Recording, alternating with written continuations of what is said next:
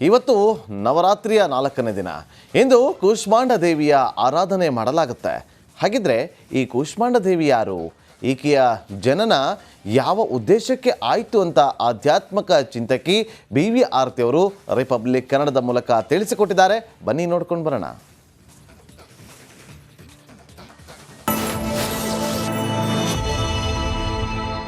ನಮಸ್ಕಾರ, ಎಲ್ರಿಗೂ ದಸರಾ ಹಬ್ಬದ ಹಾರ್ದಿಕ ಶುಭಾಶಯಗಳು. ವಿಜಯದಶಮಿಯ ಹಾರ್ದಿಕ ಶುಭಾಶಯಗಳು. ನವರಾತ್ರಿ ಹಬ್ಬ, ಬೊಂಬೆ ಹಬ್ಬ ತುಂಬ ಪ್ರಸಿದ್ಧವಾದದ್ದು.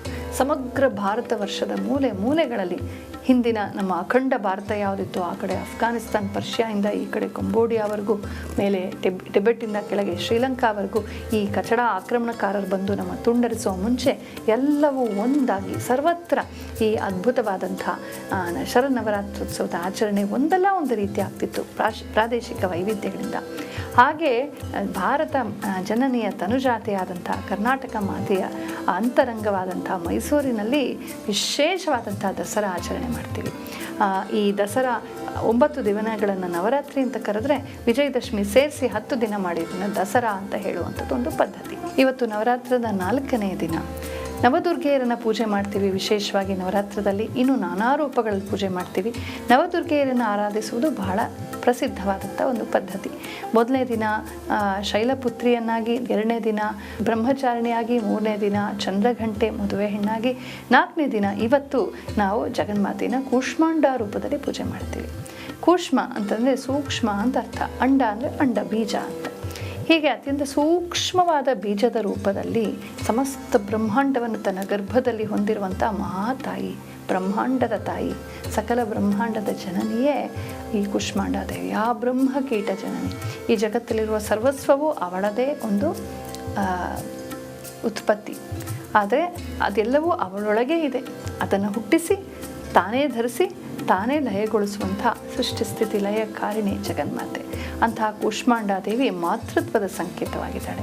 ಸಕಲ ಬ್ರಹ್ಮಾಂಡವನ್ನು ಬಸಿರಲಿ ಧರಿಸಿ ನಿತ್ಯವೂ ಪೊರೆವಳು ಅಂತ ಕವಿಗಳು ಹಾಡ್ತಾರಲ್ಲ, ಹಾಗೆ ಸಕಲ ಬ್ರಹ್ಮಾಂಡವೇ ಅವಳ ಹೊಟ್ಟೆನಲ್ಲಿ ಒಂದು ಸಣ್ಣ ಅಂಡದ ರೂಪದಲ್ಲಿದೆ. ಅಂದರೆ ಅವಳ ಎಷ್ಟು ಅನಂತ ಸ್ವರೂಪಿಣಿ ಅಂತ ಗೊತ್ತಾಗುತ್ತೆ. ಈ ನಮ್ಮ ದೇವತಾ ರೂಪಗಳು ನಮ್ಮ ಹಾಗೆ ಮಾಂಸಲ ದೇಹವುಳ್ಳಂಥ ರೂಪಗಳಲ್ಲ. ಇವುಗಳೆಲ್ಲ ಸಮಸ್ತ ವಿರಾಟ್ ಬ್ರಹ್ಮಾಂಡವನ್ನು ಪ್ರತಿನಿಧಿಸುವಂಥ ರೂಪಗಳು ಅಂತ ಗೊತ್ತಾಗತ್ತೆ. ಅಂಥ ಇಡೀ ಜಗತ್ತನ್ನು ನಡೆಸ್ತಾ ಇರುವಂಥ ಮಹಾಪ್ರಕೃತಿ ಆದ್ಯಾಶಕ್ತಿ ಜಗನ್ಮಾತೃ ಸ್ವರೂಪಿಣಿ ಏನಿದೆ, ಸ್ವರೂಪ ಏನಿದೆ, ಅದೇ ಕೂಷ್ಮಾಂಡ ದೇವಿಯ ರೂಪವಾಗಿದೆ. ಅಂತ ಕೂಷ್ಮಾಂಡ ನಾವು ನೋಡ್ತಾ ಇರುವ ಶೈಲಪುತ್ರಿ, ಬ್ರಹ್ಮಚಾರಿಣಿ, ಚಂದ್ರಘಂಟ, ಆ ಹಿನ್ನೆಲೆಯಲ್ಲಿ ನೋಡಿದಾಗ ಅವಳು ಮದುವೆ ಹೆಣ್ಣಾದ್ಲು. ಈಗ ಅವಳು ತಾಯಿ ಆಗ್ತಾ ಇದ್ದಾಳೆ. ಸಮಸ್ತ ಬ್ರಹ್ಮಾಂಡವನ್ನು ಪ್ರಸವಿಸೋದಕ್ಕೆ ಅವಳು ಸಿದ್ಧಳಾಗಿದ್ದಾಳೆ. ಸಮಸ್ತ ಬ್ರಹ್ಮಾಂಡ ನಿರಂತರವೂ ಸೃಷ್ಟಿಯಾಗ್ತಿದೆ ಅಂತ ನಮ್ಮ ಪುರಾಣಗಳು ಹೇಳುತ್ತವೆ. ಅನುಕ್ಷಣವೂ ನಾನೀಗ ಮಾತಾಡ್ತಾ ಇರುವಾಗಲೇ ಅದೆಷ್ಟೋ ಸೃಷ್ಟಿ ಆಗಿಬಿಟ್ಟಿರುತ್ತೆ. ಪ್ರತಿ ಕ್ಷಣವೂ ಸೃಷ್ಟಿ ಆಗ್ತಾನೇ ಇದೆ, ಲಯವಾಗ್ತಾನೇ ಇದೆ, ಸೃಷ್ಟಿ ಆಗ್ತಾನೇ ಇದೆ, ಲಯವಾಗ್ತಾನೇ ಇದೆ. ಎಲ್ಲೋ ಒಂದು ಕಡೆ ಏನೋ ಹುಟ್ಟುತ್ತಾನೇ ಇದೆ, ಏನೋ ಅಳಿತಾನೇ ಇದೆ. ಇದು ಸೃಷ್ಟಿಯ ಡೈನಮಿಕ್ ಫಾರ್ಮ್, ಅಂದರೆ ನಿರಂತರ ಸಕ್ರಿಯವಾಗಿರುವಂಥ ಸೃಷ್ಟಿಯ ರೂಪ. ಹೀಗೆ ನಡೆಸ್ತಾ ಇರುವಂಥ ಇಚ್ಛಾ ಜ್ಞಾನ ಕ್ರಿಯಾಶಕ್ತಿಗಳೇ ಜಗನ್ಮಾತೆ ಕೂಷ್ಮಾಂಡ ದೇವಿ. ಹಾಗಾಗಿ ಮಹಾಮಾತೆಯಾದಂಥ ಕೂಷ್ಮಾಂಡಳನ್ನು ಸ್ಮರಿಸಿದಾಗ ನಮಗೆ ಮಾತೃತ್ವವು, ಸಂತಾನ ಪ್ರಾಪ್ತಿಯು, ಶುಭವು ಉಂಟಾಗುತ್ತೆ. ಗಾರ್ಹಸ್ಥ್ಯದಲ್ಲಿ ಸಂತೋಷ ಉಂಟಾಗುತ್ತೆ. ಸಂಸಾರ ಜೀವನ ಚೆನ್ನಾಗಿರುತ್ತೆ. ಜೊತೆಗೆ ನಾನು ನನ್ನ ಮಕ್ಕಳು ಇಷ್ಟೇ ಅಲ್ಲ ಜೀವನ, ಸಮಸ್ತ ಬ್ರಹ್ಮಾಂಡವೇ ನನ್ನ ಮನೆ ಅಂತ ವಿಶಾಲ ದರ್ಶನ ಕೂಡ ನಮಗೆ ಸಿಕ್ಕತ್ತೆ. ಹಾಗಾಗಿ ಕೂಷ್ಮಾಂಡ ದೇವಿಯನ್ನು ವಿಶೇಷವಾಗಿ ಪೂಜೆ ಮಾಡ್ತೀವಿ ಈ ನವರಾತ್ರದ 4ನೇ ದಿನ. ಇನ್ನೇನು ಸ್ಕಂದನನ್ನು ಸುಬ್ರಹ್ಮಣ್ಯನಿಗೆ ಜನ್ಮ ಕೊಡೋದಕ್ಕೆ ಸಿದ್ಧಳಾಗಿದ್ದಾಳೆ. ಧರ್ಮ ರಕ್ಷಣೆಗೆ ಬೇಕಾದ ವ್ಯವಸ್ಥೆಯನ್ನು ರೀಸೆಟ್ ಮಾಡ್ತಾಳೆ ಜಗನ್ಮಾತೆ. ನಾವು ಕ್ಲಾಕ್ ರೀಸೆಟ್ ಮಾಡ್ಕೊಳ್ಳೋ ಹಾಗೆ ಧರ್ಮ ತನ್ನಂತಾನೇ ರೀಸೆಟ್ ಮಾಡ್ಕೊಳ್ಳುತ್ತೆ.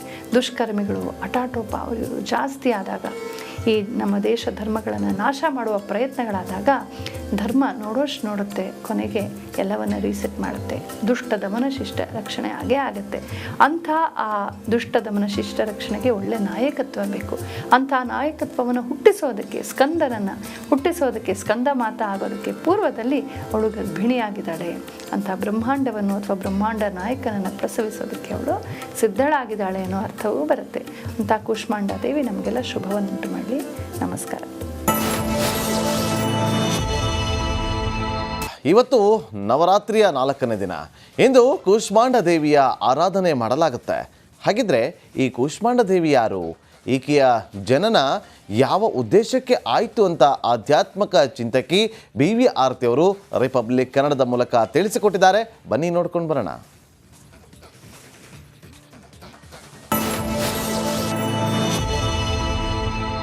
ನಮಸ್ಕಾರ.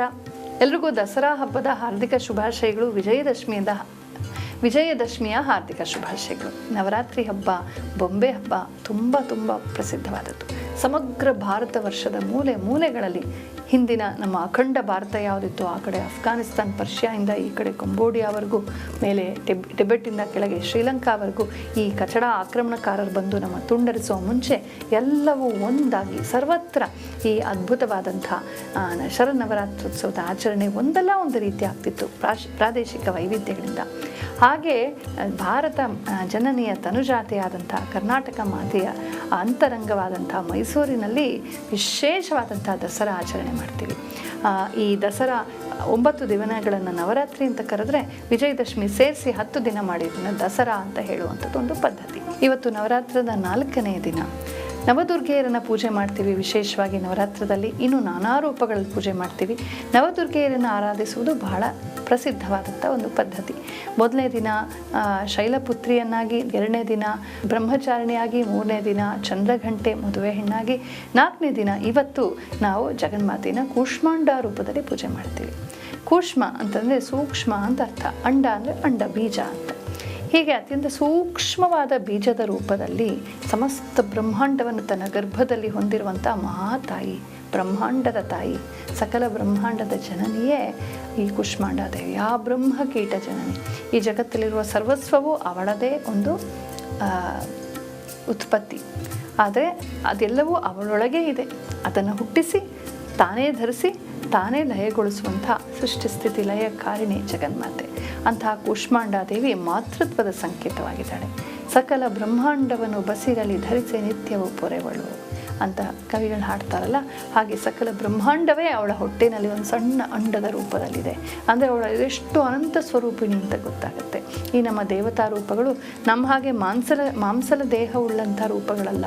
ಇವುಗಳೆಲ್ಲ ಸಮಸ್ತ ವಿರಾಟ್ ಬ್ರಹ್ಮಾಂಡವನ್ನು ಪ್ರತಿನಿಧಿಸುವಂಥ ರೂಪಗಳು ಅಂತ ಗೊತ್ತಾಗತ್ತೆ. ಅಂಥ ಇಡೀ ಜಗತ್ತನ್ನು ನಡೆಸ್ತಾ ಇರುವಂಥ ಮಹಾಪ್ರಕೃತಿ ಆದ್ಯಾಶಕ್ತಿ ಜಗನ್ಮಾತೃ ಸ್ವರೂಪಿಣಿ ಏನಿದೆ, ಸ್ವರೂಪ ಏನಿದೆ, ಅದೇ ಕೂಷ್ಮಾಂಡ ದೇವಿಯ ಪ್ರತಿ ರೂಪವಾಗಿದೆ. ಅಂತ ಕೂಷ್ಮಾಂಡ ನಾವು ನೋಡ್ತಾ ಇರುವ ಶೈಲಪುತ್ರಿ, ಬ್ರಹ್ಮಚಾರಿಣಿ, ಚಂದ್ರಘಂಟ ಆ ಹಿನ್ನೆಲೆಯಲ್ಲಿ ನೋಡಿದಾಗ ಅವಳು ಮದುವೆ ಹೆಣ್ಣಾದ್ಲು, ಈಗ ಅವಳು ತಾಯಿ ಆಗ್ತಾ ಇದ್ದಾಳೆ. ಸಮಸ್ತ ಬ್ರಹ್ಮಾಂಡವನ್ನು ಪ್ರಸವಿಸೋದಕ್ಕೆ ಅವಳು ಸಿದ್ಧಳಾಗಿದ್ದಾಳೆ. ಸಮಸ್ತ ಬ್ರಹ್ಮಾಂಡ ನಿರಂತರವೂ ಸೃಷ್ಟಿಯಾಗ್ತಿದೆ ಅಂತ ನಮ್ಮ ಪುರಾಣಗಳು ಹೇಳುತ್ತವೆ. ಅನುಕ್ಷಣವೂ ನಾನೀಗ ಮಾತಾಡ್ತಾ ಇರುವಾಗಲೇ ಅದೆಷ್ಟೋ ಸೃಷ್ಟಿ ಆಗಿಬಿಟ್ಟಿರುತ್ತೆ.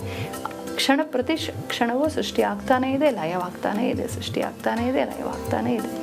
ಎಲ್ಲೋ ಒಂದು ಕಡೆ ಏನೋ ಹುಟ್ಟುತ್ತಾನೇ ಇದೆ, ಏನೋ ಅಳಿತಾನೇ ಇದೆ. ಇದು ಸೃಷ್ಟಿಯ ಡೈನಮಿಕ್ ಫಾರ್ಮ್, ಅಂದರೆ ನಿರಂತರ ಸಕ್ರಿಯವಾಗಿರುವಂಥ ಸೃಷ್ಟಿಯ ರೂಪ. ಹೀಗೆ ನಡೆಸ್ತಾ ಇರುವಂಥ ಇಚ್ಛಾ ಜ್ಞಾನ ಕ್ರಿಯಾಶಕ್ತಿಗಳೇ ಜಗನ್ಮಾತೆ ಕೂಷ್ಮಾಂಡ ದೇವಿ. ಹಾಗಾಗಿ ಮಹಾಮಾತೆಯಾದಂಥ ಕೂಷ್ಮಾಂಡಳನ್ನು ಸ್ಮರಿಸಿದಾಗ ನಮಗೆ ಮಾತೃತ್ವವು, ಸಂತಾನ ಪ್ರಾಪ್ತಿಯು, ಶುಭವೂ ಉಂಟಾಗುತ್ತೆ. ಗಾರ್ಹಸ್ಥ್ಯದಲ್ಲಿ ಸಂತೋಷ ಉಂಟಾಗುತ್ತೆ. ಸಂಸಾರ ಜೀವನ ಚೆನ್ನಾಗಿರುತ್ತೆ. ಜೊತೆಗೆ ನಾನು ನನ್ನ ಮಕ್ಕಳು ಇಷ್ಟೇ ಅಲ್ಲ ಜೀವನ, ಸಮಸ್ತ ಬ್ರಹ್ಮಾಂಡವೇ ನನ್ನ ಮನೆ ಅಂತ ವಿಶಾಲ ದರ್ಶನ ಕೂಡ ನಮಗೆ ಸಿಕ್ಕತ್ತೆ. ಹಾಗಾಗಿ ಕೂಷ್ಮಾಂಡ ದೇವಿಯನ್ನು ವಿಶೇಷವಾಗಿ ಪೂಜೆ ಮಾಡ್ತೀವಿ ಈ ನವರಾತ್ರದ 4ನೇ ದಿನ. ಇನ್ನೇನು ಸ್ಕಂದನನ್ನು ಸುಬ್ರಹ್ಮಣ್ಯನಿಗೆ ಜನ್ಮ ಕೊಡೋದಕ್ಕೆ ಸಿದ್ಧಳಾಗಿದ್ದಾಳೆ.